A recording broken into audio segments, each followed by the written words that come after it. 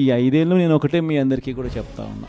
ఈ 5 ఏళ్ళు నేను కష్టాలు ఉండవు అని చెప్పను, కష్టాలు ఉంటాయి. మనల్ని విపరీతంగా వాళ్ళు హెరాస్మెంట్ కూడా చేస్తారు, అది కూడా నేను చెప్తా ఉన్నా, ఉంటాయి, కాదని నేను అనడంలా.